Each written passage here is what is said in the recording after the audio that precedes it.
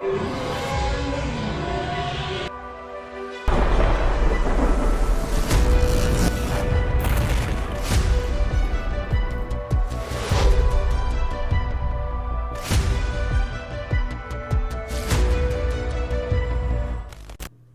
up guys, and welcome back to another video. Today we are going to be looking at the Throne of the Supreme match versus two giants, Celestial versus Draknar.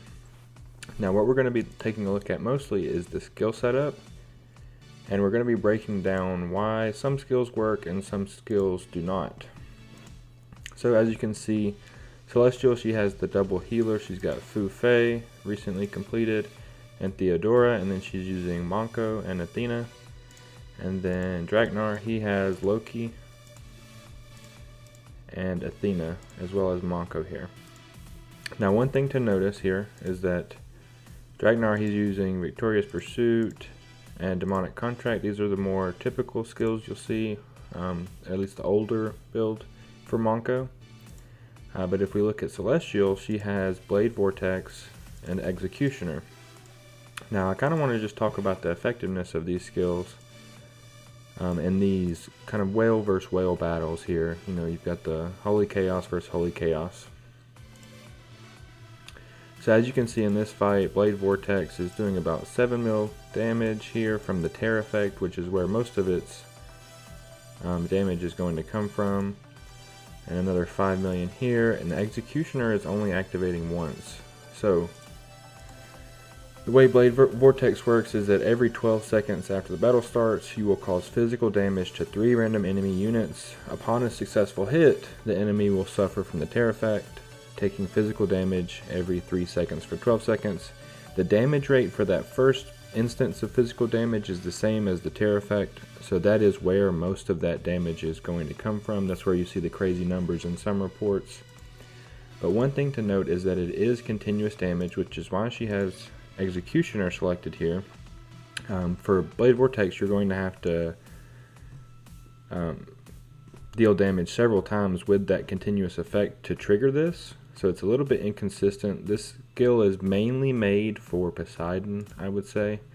But one thing to note is that when you're facing other Theodoras, she is clearing continuous damage effects every time she casts her ultimate skill, which makes Surge a little bit more appealing here in these battles if the enemy is going to use a continuous damage effect.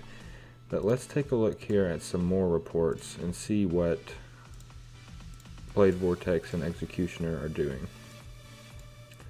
So here you can see again it's about 5 million from the continuous damage effect and a little under 2 million for Blade Vortex itself, and then Executioner is not really doing much, which this could be due to it triggering towards the end of the battle. Let's look here.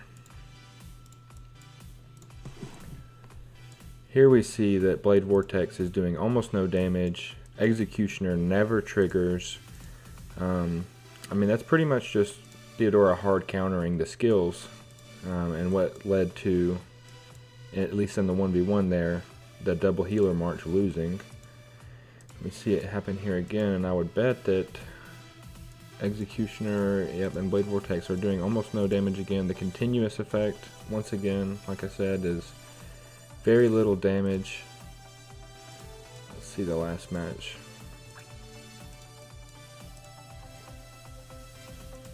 This time we have one trigger of Executioner again, and then low damage on Blade Vortex. Overall, the continuous damage is where almost all of the impact of that skill comes from, and with Theodora clearing all of those instances of continuous damage on the Immortals, it's just not sustainable in these fights. I would really like to see some different skill setup on this Monko, particularly just these two. I mean, you could stick with, since she's using the double healer, you could just stick with, I mean, Demonic Contract, and put another passive there like Draknar has here with Shelter. But yeah, thank you guys for watching the video, and if you have any questions, feel free to drop a comment. Make sure to like and subscribe. Thank you.